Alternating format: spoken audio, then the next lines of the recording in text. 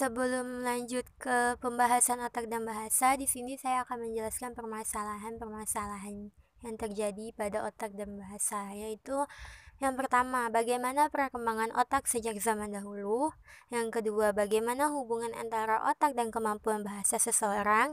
Yang ketiga, masalah apa saja yang terdapat pada otak. Dan yang keempat, bagaimana lokalisasi dan lateralisasi yang terjadi pada otak. Selanjutnya, otak dan bahasa, sebuah perspektif historis. Sejarah panjang studi tentang hubungan antara fungsi otak dan bahasa dipelopori oleh sejumlah ilmuwan terkemuka yang memiliki pandangan intelektual tinggi. Penderitaan yang dialami seseorang mengarahkan pada pandangan awal bagaimana cara otak bekerja untuk mengendalikan perilaku. Diawali pada zaman batu, lalu berkembang dengan teknologi yang lebih canggih. Manusia dapat mengetahui berbagai macam cedera pada kepala dari gangguan serta akibat berbagai macam penyakit. Para peneliti menemukan pola perilaku khusus akibat kerusakan otak. Sekarang kita masuk ke observasi awal neurolinguistik. Seorang ilmuwan berkebangsaan Amerika bernama Edwin Smith pada tahun 1862 menemukan suatu papirus scroll yang diduga sebagai akibat awal dari kerusakan otak. Bagian-bagian dari scroll ini malah ditemukan pada tahun 3000 sebelum Masehi, dan terdapat 48 kasus yang dibahas pada papirus ini. Kasus ke-22 contohnya menjelaskan bahwa kehilangan keterampilan bicara kemungkinan disebabkan oleh trauma pada kepala. Banyak peneliti menyebut trauma ini sebagai apasia atau kehilangan kemampuan bicara oleh karena kerusakan otak. Trauma atau gangguan pada otak yang disebabkan oleh faktor eksternal yang dialami manusia melandasi berkembangnya pandangan manusia terhadap fungsi otak. Masyarakat Yunani kuno memiliki suatu pandangan sederhana yang lebih merupakan spekulasi tentang fungsi otak, di samping berbagai kontribusinya yang lain dalam berbagai bidang. Mendekati abad 18, hampir semua gangguan bahasa dan bicara telah dapat dideskripsikan. Pada abad 16, sarjana kedokteran terkemuka bernama Johann Grafenberg adalah orang pertama yang menyatakan bahwa gangguan bicara disebabkan oleh kerusakan otak afasia, bukan oleh kelumpuhan lidah. Selanjutnya, lokalisasi fungsi atau neurologi pada abad ke-19 dan ke-20. Selama abad ke-17, para peneliti berkonsentrasi untuk memahami bagian bahasa yang diorganisir dalam otak dengan mempelajari pasien yang mengalami afasia. Perilaku pertama yang dilokalisasi dalam otak manusia adalah bahasa artikulasi atau lisan. Ahli bedah Prancis, Pierre-Paul Broca, membuat sebuah temuan penting. Broca menemukan satu dari berbagai instrumen untuk kraniometri atau pengukuran tengkorak, kepala, dan otak.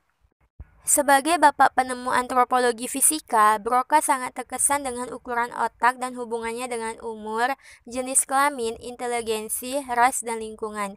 Area penelitian ini dianggap kontroversial. Kenapa? Karena Broca adalah milik masyarakat antropologi yang anggota-anggotanya meneliti tengkorak, kepala, dan kadang-kadang melakukan penelitian pada otak pasien-pasien medis yang telah meninggal. Melalui penelitian-penelitian tersebut, mereka menemukan berbagai perilaku yang berhubungan dengan bentuk atau ukuran dari otak atau tempat kerusakan dalam otak. Selama pertemuan-pertemuan yang diselenggarakan masyarakat ini pada tahun 1861, anggota yang lain yaitu Dr. Ernest Albertine menyebutkan bahwa seorang pasiennya mengalami gangguan traumatik pada bagian depan otaknya. Ketika Albertine mengaplikasikan tekanan-tekanan ringan pada area depan tengkorak saat pasien berbicara, dia akan berhenti pada pertengahan kata dan melanjutkan pembicaraannya apabila tekanan tersebut dihentikan. Neuroanatomi fungsional dan neuropatologi. Yang pertama, struktur neuroanatomi yang berhubungan dengan ujaran dan bahasa. Sistem saraf pusat adalah sistem saraf yang terletak di dalam struktur tengkorak kepala atau kranium dan tulang punggung atau vertebral column. Sistem saraf ini juga disusun oleh 3 lapisan membran yang disebut meninges yang berada dalam cerebral spinal fluid yang diproduksi pada 4 ventrikel otak. Meskipun berat otak sangat kecil dengan rata-rata 3,5 pon, namun otak memanfaatkan 1/5 dari suplai darah pada tubuh. Struktur yang paling tinggi disebut korteks cerebral. Dalam bahasa Latin, korteks bermakna batang, seperti batang pohon. Tampilan umumnya ditandai oleh bukit-bukit atau gyrus dan lembah-lembah atau lubang-lubang yang namanya mendapat pengaruh dari ahli anatomi abad pertengahan. Sesungguhnya kebanyakan struktur dasar sistem saraf pusat mendapatkan makna awal namanya dari bahasa Yunani atau Latin. Mempelajari makna ini membantu kita mengingat nama-nama tersebut. Pada hakikatnya, penjelasan tentang tampilan korteks yang ukurannya sekitar 2,5 kaki persegi ditentukan dengan cara seperti melipat suatu lembaran yang sama ukurannya pada perbatasan-perbatasan kranium. Korteks dibagi dua, yaitu belahan kiri dan belahan kanan. Dua belahan ini adalah hemisfer cerebral yang dihubungkan oleh jalur fiber atau commissures, yang paling besar yang disebut corpus callosum. Walaupun dua hemisfer kelihatannya identik, tetapi sesungguhnya dua hemisfer tersebut tidak identik. Perbedaan bentuk di antara keduanya saat ini didaftarkan secara ekstensif. Walaupun bahasa pada kebanyakan manusia dilateralisasikan pada hemisfer kiri, namun tidak demikian halnya untuk artikulasi yang dilakukan oleh kedua hemisfer ini. Telah terbukti bahwa penggunaan tangan terkait dengan pemanfaatan otak. Perilaku bahasa dilakukan oleh area kortikal yang berbeda yang terletak di dalam lobus korteks yang berbeda. Nah, pasti teman-teman pada bertanya kan, kok bisa sih ujaran dikontrol oleh otak? Bahasa bukanlah satu-satunya aspek spesifik spesies perilaku komunikatif manusia. Namun, ujaran merupakan aspek khusus perilaku manusia. Darley dan kawan-kawan memperkirakan bahwa ujaran 10 melibatkan paling sedikit 100 otot, dan setiap otot tersebut dikontrol oleh banyak neuron motorik. Pada suatu ujaran normal dihasilkan sekitar 14 bunyi per detik. Ini berarti bahwa diperlukan peristiwa neuron muskular sebanyak 140.000 per detik untuk berbicara. Penelitian mengungkapkan terdapat minimal 3 sistem berbeda pada semua primata termasuk manusia. Sistem pertama mengontrol gerak khusus jari-jari. Sistem kedua mengontrol gerak bebas tangan dan lengan. Dan sistem ketiga mengontrol gerakan-gerakan postur dan batang tubuh timbal balik, serta gerakan-gerakan anggota badan lainnya. Kekacauan pada ketiga sistem kontrol motorik ini biasanya dapat dilihat pada afasia global, di mana pasien yang hanya memiliki kemampuan ujaran, bahasa, atau kemampuan melaksanakan gerakan-gerakan anggota badan tertentu yang minimal, mampu merespons suruhan-suruhan aksial kompleks, seperti stand up, turn around, go to the door, bow, dan seterusnya. Masalah pada otak atau neuropatologi. Banyak masalah yang mungkin terjadi pada sistem yang kompleks ini. Pada buku psikolinguistik, disebutkan beberapa tipe neuropatologi umum yang berhubungan dengan gangguan komunikasi yang diakibatkannya. Penyakit cerebrovaskular membunuh neuron dengan mengurangi suplai darah, sehingga menyebabkan neuron kekurangan glukosa dan oksigen. Penyakit lain seperti trauma, tumor, dan hidrosefalus menghancurkan jaringan saraf dengan memproduksi gumpalan-gumpalan yang terdiri dari darah, sel glial, atau cairan cerebrospinal dalam kranium. Gumpalan ini bahkan dapat mengakibatkan pembengkakan jaringan saraf di sekitar meninges atau melalui foramen magnum atau lubang pada bagian bawah tengkorak yang menghubungkan spinal cord dengan batang otak.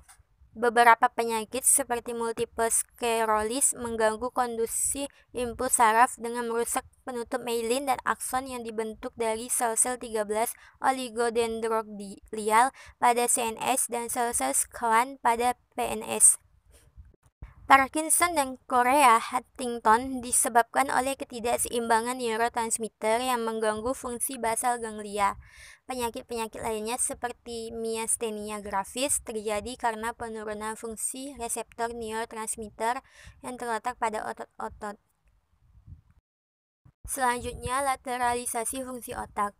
Di awal telah disebutkan bahwa Broca dan Duck mengenalkan adanya dua cerebral hemisphere, hemisfer kanan dan hemisfer kiri, yang masing-masing mempunyai fungsi yang berbeda. Broca mengungkapkan adanya hubungan antara otak dan tangan, brainedness dan handedness. Namun, bertahun-tahun para ahli atau peneliti menemukan bahwa otak tidak hanya berhubungan dengan pergerakan tangan, tapi juga berhubungan dengan variasi usia, gender, ras, perbedaan pendidikan, manusia dan hewan, dan sebagainya. Hasil penelitian terbaru mengatakan hemisfer kiri dan kanan berbeda dalam fungsinya. Perbedaan ini bukanlah suatu hal yang dikotomi, tapi merupakan suatu hal yang kontinuum. Perbedaan fungsi otak ini dalam studi neurolinguistik disebut lateralisasi atau lateralization.